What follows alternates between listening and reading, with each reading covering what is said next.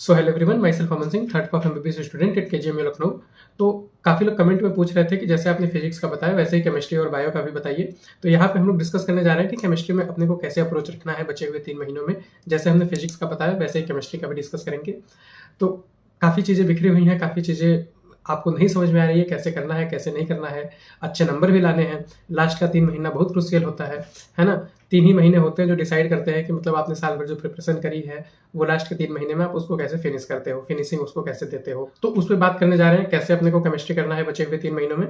तो ज़्यादा टाइम ना वेस्ट करते हुए यहाँ पे देखते हैं हम लोग डिस्कस कर लेंगे सारी चीज़ें कि सिलेबस कैसे कंप्लीट करना है, कौन कौन से बुक मटेरियल सॉल्व करने हैं आप बचे हुए समय में, है ना। Physical chemistry, inorganic chemistry, organic chemistry, सबको मतलब कि अलग अलग हम लोग देखेंगे कि तीनों के अलग अलग कैसे अप्रोच हो सकते हैं। ठीक है। क्वेश्चन पैटर्न कैसे आते हैं, ठीक है, क्वेश्चन के पैटर्न कैसे आते हैं आपके इसमें, और कौन कैसे प्रैक्टिस करना है, अपने सवालों को कैसे प्रैक्टिस करना है, एग्जाम्पल लगाने हैं, क्या करना है कैसे नहीं करना है। सिर्फ वही चीज़ करना है जो मैं बताऊंगा।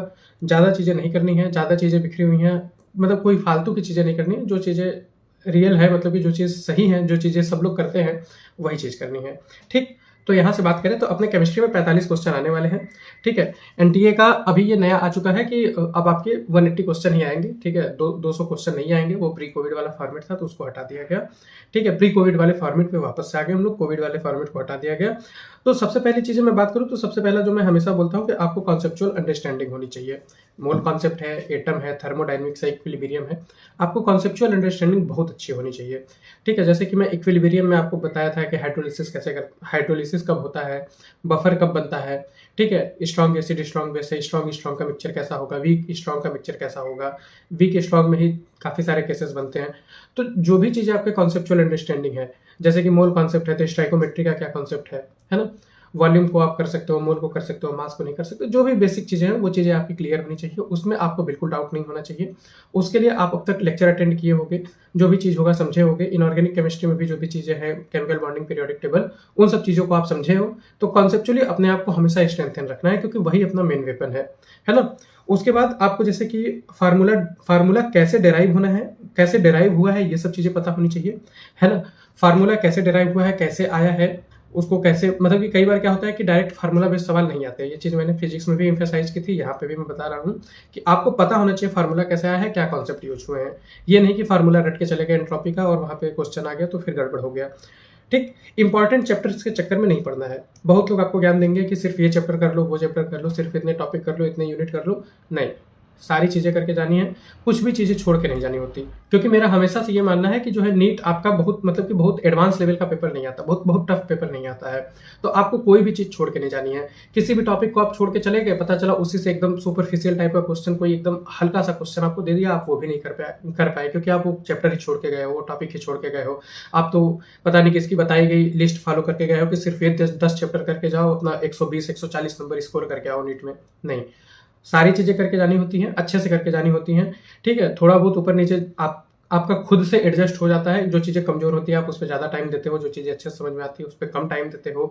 ठीक है। उस हिसाब से अपना खुद का टाइम मैनेज करो, लेकिन कवर सब कुछ करके जाना है। टाइम अभी भी इनफ है, सफिशियंट है, सारी चीज़ें कवर करके जानी है। इसके बाद मैंने यहाँ पे लिखा है अप्रोच टू चैप्टर्स को कैसे अप्रोच करना है। तो भैया अपना वही सिंपल फंडा है कि अपने को लेक्चर अटेंड करना है, नोट्स बनाने हैं। ठीक है। फिजिकल केमिस्ट्री में फिर नोट्स के सवाल सॉल्व करने हैं, बार बार सॉल्व करने हैं, पीवाईक्यू सॉल्व करना है। ऑर्गेनिक केमिस्ट्री में कैसे अप्रोच करना है, एकदम सिंपल है, सिर्फ एनसीईआरटी पढ़नी है।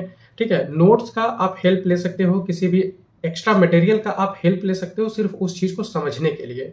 ठीक है। आप किसी भी एक्स्ट्रा मटेरियल से कोई भी एक्स्ट्रा इन्फॉर्मेशन, कोई भी एक्स्ट्रा डाटा याद नहीं करोगे क्योंकि उसकी बिल्कुल भी रिक्वायरमेंट नहीं है। सिर्फ समझने के लिए आप नोट्स का सहारा ले सकते हो, किसी मॉड्यूल का सहारा ले सकते हो, लेकिन आपको जो चीजें याद रखनी है वो सिर्फ एनसीईआरटी की रखनी है और सारी चीजें एनसीईआरटी की याद रखनी है। ये चीजें दिमाग में एकदम अच्छे से फिक्स होना चाहिए। ठीक। अब थोड़ा बात कर लेते हैं फिजिकल केमिस्ट्री की। सबसे पहले तो ये सारी book Narendra Awasthi, MS Chauhan, OP Tandon, कोई भी कितना भी सजेस्ट करे, कभी नहीं खोलना है। कोई मतलब नहीं है इन सबको पढ़ने का। ठीक। जब जरूरत होगी, हो सकता है भविष्य में कभी नीट ने अपना पैटर्न चेंज किया तो जब जरूरत होगी तो उसको बताया जाएगा। अभी के हिसाब से कभी नहीं पढ़ना है, एकदम बिल्कुल नहीं पढ़ना है कोई भी चीज। ठीक। फिजिकल केमिस्ट्री की बात करें तो एनसीईआरटी थ्योरी, हमेशा से कहता हूं एनसीईआरटी थ्योरी हमेशा फोकस करो, ठीक है, क्योंकि आपके जो क्वेश्चन टाइप होते हैं वो थ्योरेटिकल बहुत ज्यादा आते हैं, थ्योरेटिकल असर्शन रीजन और स्टेटमेंट बेस्ड क्वेश्चन बहुत ज्यादा आते हैं, रेदर आपके जो कैलकुलेटिव वाले पोर्शन होते हैं। फिजिकल केमिस्ट्री से यदि 15 सवाल आने हैं तो उसमें 10 थ्योरेटिकल सवाल ही रहेंगे, 5 ही कैलकुलेटिव रहेंगे। ऐसा नहीं कि कैलकुलेटिव चीजें छोड़नी है, लेकिन थ्योरेटिकल चीजें बिल्कुल भी नहीं छोड़नी है। एनसीईआरटी की थ्योरी आप मेरे चैनल पे देख सकते हो, मैंने इलेक्ट्रोकेमिस्ट्री सॉल्यूशन, ठीक है, काफी सारी चीजें पढ़ाई हुई है वहां पे, है ना, तो उसको देखो, समझो कि थ्योरेटिकल केमिस्ट्री को कैसे अप्रोच करना है, थ्योरी को कैसे अप्रोच करना है, एनसीईआरटी कैसे समझनी है, एनसीईआरटी की बातों को कैसे कंडेंस करना है, कैसे कॉन्साइज करना है, उन चीजों को आप अच्छे से समझो, खुद मेहनत करो, खुद से एनसीईआरटी रीड करके उसको एक प्रॉपर नोट्स बनाओ। फिजिकल केमिस्ट्री की जब आप रीडिंग करोगे तो मुश्किल से 4-5 पन्ने में उसकी सारी थ्योरी हो जाती है, एक चैप्टर की 4-5 पेज में, तो उस हिसाब से उसको कर लो, बार बार उसको रिवाइज करो, एनसीईआरटी के डेटा को हमेशा याद रखो, ठीक। उसके बाद न्यूमेरिकल की बात करें तो न्यूमेरिकल में सबसे पहले आपको नोट्स लगाने हैं, प्रीवियस ईयर क्वेश्चन लगाने हैं, है ना, उसके बाद फार्मूला भी आपको बनाना है, ठीक है, फार्मूला सीट भी आप एक छोटी सी बना सकते हो, उस फार्मूला सीट को बार बार रिवाइज करो, याद करो, बहुत जरूरी है, ठीक। और एग्जाम में हमेशा ये चीज ध्यान रखना कि यूनिट पे हमेशा ध्यान देना है, यूनिट्स पे हमेशा ध्यान देना है, ठीक है, यूनिट में बहुत ज्यादा गड़बड़ी कराता है फिजिकल केमिस्ट्री, तो उस पर हमेशा ध्यान रखना है। उसके आगे एनसीईआरटी के इंटेक्स्ट क्वेश्चन आपको सारे करने हैं, एक्सरसाइज क्वेश्चन आपको सारे करने हैं, ठीक। इसमें क्या है कि एनसीईआरटी के जो इंटेक्स्ट क्वेश्चन है, एक्सरसाइज वाले क्वेश्चन है, उसमें जो न्यूमेरिकल डेटा है वो बहुत गंदा देता है, ठीक है, कि 0.22 mole of this react with 0.356 mole of this, उन सब चीजों को आपको बस समझना है कि किस टाइप के क्वेश्चन, किस टाइप के पैटर्न पे क्वेश्चन एनसीईआरटी पूछता है, क्योंकि उसी पैटर्न पे क्वेश्चन आपका एनटीए भी पूछता है, नीट भी पूछता है, तो आपको क्वेश्चन का पैटर्न, क्वेश्चन का फॉर्मेट पता होना चाहिए। उसके अलावा आप जो कैलकुलेटिव चीजें हैं उसको आप कैलकुलेटर वगैरह से भी, एनसीईआरटी की चीजें सिर्फ जो एनसीईआरटी में डेटा है उसको आप कैलकुलेटर वगैरह से करके भी वेरीफाई कर सकते हो कि आपके स्टेप्स सही हैं या नहीं, है ना। इसके बाद मैं बात करने जा रहा हूँ इनऑर्गेनिक केमिस्ट्री की। इनऑर्गेनिक केमिस्ट्री में सिर्फ एनसीईआरटी करनी है, उसके अलावा कुछ भी नहीं करना है, उसके अलावा कुछ भी नहीं करना है, कोई मॉड्यूल नहीं, कोई भी बुक नहीं, कुछ भी नहीं, सिर्फ एनसीईआरटी करना है।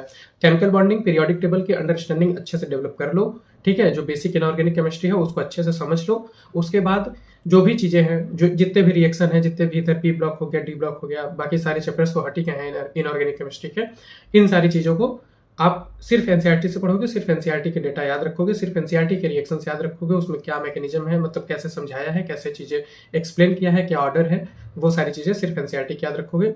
आप इनऑर्गेनिक केमिस्ट्री वाली मेरी प्लेलिस्ट देखो, उसमें मैंने ज्यादातर क्या सभी चीजें ही कवर करा दी हैं, जो मतलब कि अलग तरीके से अप्रोच करके एनसीईआरटी की चीजों को याद किया जा सकता है उस तरीके से, ठीक है। बाकी अपना पढ़ते पढ़ते, एनसीईआरटी पढ़ते पढ़ते खुद का नोट्स बनाते चलो लाइन से, है ना, खुद का नोट्स बनाते चलो, सारी चीजें समराइज करते चलो। हाइड्रोलिसिस के रिएक्शन एक जगह लिख लो, डिस्प्रोपोर्शनेशन के रिएक्शन पूरे एनसीईआरटी में जितने दिए हुए हैं उसको एक जगह लिख लो। रेफरेंस के लिए जो मैंने वीडियोस बनाए हुए हैं इनऑर्गेनिक केमिस्ट्री के, उसको रेफर कर लो। एक बार मैं सोच रहा हूँ सारा कंडेंस करके रीअपलोड कर दूंगा, ठीक। प्रीवियस ईयर क्वेश्चन आपको इनऑर्गेनिक केमिस्ट्री में, अच्छा फिजिकल केमिस्ट्री में सारे कर लेना, ऑल पीवाईक्यू, ठीक है। फिजिकल केमिस्ट्री में आप जितने भी 36-37 साल के प्रीवियस ईयर क्वेश्चन है सारे कर लेना। इनऑर्गेनिक केमिस्ट्री में सिर्फ 10 साल के पीवाईक्यू करोगे। इनटेक्स्ट क्वेश्चन इनऑर्गेनिक के भी जरूर से देखोगे, एक्सरसाइज क्वेश्चन जरूर से देखोगे, वहां पे भी काफी सारी चीजें दी हुई होती हैं जो कि आपके इधर थ्योरी में नहीं दी हुई होती है चैप्टर्स के, तो आप वहां से उन चीजों को देखोगे, समझोगे, ठीक है। इनटेक्स्ट और एक्सरसाइज क्वेश्चन करके जाने होते हैं, ठीक। कॉन्सेप्चुअल अंडरस्टैंडिंग आपको बेहतर बनानी है इनऑर्गेनिक केमिस्ट्री में, इन दोनों चैप्टर को अच्छे से करना है, इनके लेक्चर्स अटेंड कर लो, नोट्स बना लो, अब तक तो हो ही गया होगा, है ना। इसके बाद बात करने जा रहे हैं ऑर्गेनिक केमिस्ट्री की। तो भैया ऑर्गेनिक केमिस्ट्री में भी एनसीईआरटी को लेकर एकदम 100% स्ट्रिक्ट रहना है, कोई भी एक्स्ट्रा रिएक्शन आपको याद नहीं रखनी है। ऑर्गेनिक केमिस्ट्री से बहुत आसान क्वेश्चन ही आ जाते हैं आपके एग्जाम में, है ना, ज्यादा टफ नहीं आते हैं। रिएक्टेंट गायब कर देगा, रिएजेंट गायब कर देगा, प्रोडक्ट गायब कर देगा, ठीक है, रिएक्शन का नाम पूछ लेगा, बहुत मल्टी स्टेप्स रिएक्शन नहीं आते हैं। तो सिंपल सिर्फ आपको रिएक्शन याद होना चाहिए, ठीक, उसके पीछे के बेसिक मैकेनिज्म्स वगैरह पता होना चाहिए। ऑर्गेनिक केमिस्ट्री मैंने बहुत अच्छे से ऑर्गेनिक केमिस्ट्री वाले प्लेलिस्ट में कराई हुई है, ठीक है, क्योंकि जितने अच्छे से कंडेंस किया जा सकता है ऑर्गेनिक केमिस्ट्री उतना मैंने ऑलरेडी करा रखा है। उसके लिए आपको बहुत इधर उधर भटकने की जरूरत नहीं है, सारी चीजें वहां पे एनसीईआरटी से हैं, सिर्फ उसी को देख लो, मतलब सिर्फ उसी को मत देखो, उसको देख लो, आपकी एक मतलब कि समराइज्ड एक कंडेंस्ड अंडरस्टैंडिंग बन जाएगी। सारे ऑक्सीडेशन रिएक्शन एक जगह पे, रिडक्शन रिएक्शन एक जगह पे, हाइड्रोलिसिस रिएक्शन एक जगह पे, है ना, ग्रिग्नार्ड रिएक्शन के सारे रिएक्शन ग्रिग्नार्ड रिएजेंट के एक जगह पे। तो जो भी चीजें थी, मतलब जो भी चीजें मैंने समराइज करके पढ़ी हुई थी, मैंने अपने फर्स्ट ईयर सेकेंड ईयर के टाइम पे सारी चीजें कंडेंस करके करा दी है। आप उसको एज ए रेफरेंस ले सकते हो, ठीक है, उसको एक बार से जरूर देखो। आपको समझ में आ जाएगा कि कैसे आपको ओरिएंट करना है अपनी ऑर्गेनिक केमिस्ट्री, मतलब एज एग्जाम्पल के थ्रू। वैसे तो मैं समझा दे रहा हूँ, वहां पे आपको समझ में आ जाएगा कि कैसे करना है। ठीक, उसके बाद हाउ टू रिमेंबर रिएक्शंस। अच्छा, ये हो गया summarize and condense similar type of reaction. How to remember reactions, इसके लिए सबसे बेहतरीन चीज जो होता है रिएक्शन को बार बार लिखना। ठीक है, आप जितनी बार रिएक्शंस को लिखोगे, जितनी बार अलग अलग तरीके से समझ के, अलग अलग तरीके से कंडेंस करके रिएक्शन को लिखोगे, समझोगे, उतना ही याद होता है। किसी भी ऑर्गेनिक केमिस्ट्री के टीचर से पूछ लो कि सर रिएक्शन नहीं याद हो रहा है, कैसे याद होगा? वो एक ही शब्द बोलेगा कि तुमको लिख लिख के याद करना पड़ेगा, और कोई रास्ता नहीं है। जितनी बार रिएक्शंस को लिखोगे, जितनी बार उसको समराइज करोगे, टेबुलर फॉर्म में करोगे, चार्ट के फॉर्म में बनाते जाओगे, लिखते जाओगे, उतनी बार उतना अच्छे से वो रिएक्शन आपको याद होता जाएगा। ठीक है, मुझे आज तक रिएक्शंस ढेर सारे, आज भी रिएक्शंस ढेर सारे याद रहते हैं, है ना, कि बेंजीन के ऊपर सेंडमेयर कैसे बनाना है, गटरमैन प्रोडक्ट कैसे बनाना है। ठीक है, copper in the presence of HCl या फिर CuCl2, कॉपर के +1 हैलाइड होंगे। ये सारी चीजें जितनी बार आप लिखोगे उतनी बार आपको अच्छे से याद होता जाएगा। प्रीवियस ईयर यहाँ भी आपको, जैसे कि इनऑर्गेनिक केमिस्ट्री में 10 साल, वैसे भी ऑर्गेनिक केमिस्ट्री में 10 साल तक का ही करना है। सही बोले तो 2018-19 के बाद से ही जब तक है, यही देख लो 5-6 साल का। यहाँ पे भी आपको एनसीईआरटी के इंटेक्स्ट क्वेश्चन जरूर से देखने हैं, एक्सरसाइज क्वेश्चन जरूर से देखने हैं। बहुत कुछ मिल जाएगा नया नया क्वेश्चन में, एक्सरसाइज क्वेश्चन में भी नई नई चीजें मिल जाती हैं, उसको भी आप एक जगह नोट कर लोगे, कंडेंस कर लोगे। ठीक, तो जो चीजें मुझे बतानी थी वो यहाँ पे मैंने सारी चीजें बता दी है, मुझे नहीं लगता कुछ छोड़ा है मैंने। तो जैसे मैं बता रहा हूँ वैसे ही अप्रोच करो। केमिस्ट्री की काफी सारी चीजें मैंने चैनल पे कराई हुई है, उसको देख लो। एक बार सोच रहा हूँ उसको कंडेंस करके अच्छे से एक ही बार में रीअपलोड कर दूंगा। तो जैसे बता रहा हूँ वैसे ही करो, बहुत ज्यादा इधर उधर भटकने की जरूरत नहीं है। जो चीजें असलियत में होती हैं, जो चीजें सब लोग करते हैं, ठीक है, मैं भी अपने दोस्तों से, लोगों से बात करता हूँ कि उन्होंने क्या किया था, किसने कैसे किया था। तो भैया जो चीजें रियलिटी है, जो चीजें सब लोग करते हैं, वही चीज करो। किसी का फालतू का चीजें लेकर चक्कर में मत पड़ो कि ये कर लें, वो कर लें, यहाँ से भी पढ़ लें, वहां से भी पढ़ लें, मॉड्यूल पढ़ लें, किताब पढ़ लें, लेक्चर भी देख लें, नोट्स पढ़ लें। कोई कह रहा है मेरे PDF से सारे रिएक्शन रट लो, नहीं, बहुत ज्यादा इधर उधर भटकने की जरूरत नहीं। बार बार एनसीईआरटी को देखो, अपना फोटोग्राफिक मेमोरी बनाओ, आपको याद आएगा कि इस पेज के इस कोने में यहाँ पे ये रिएक्शन लिखा हुआ है, ये रिएजेंट है, ये प्रोडक्ट है। जितनी बार एक ही चीज को देखोगे उतनी अच्छे से चीजें याद होंगी। ठीक है, तो यहाँ पे वीडियो खत्म करते हैं। अच्छे से प्रिपरेशन करो, कोई लोड नहीं है, अभी अच्छा खासा टाइम बचा है, सिलेक्शन हो जाएगा। ठीक है, थैंक यू।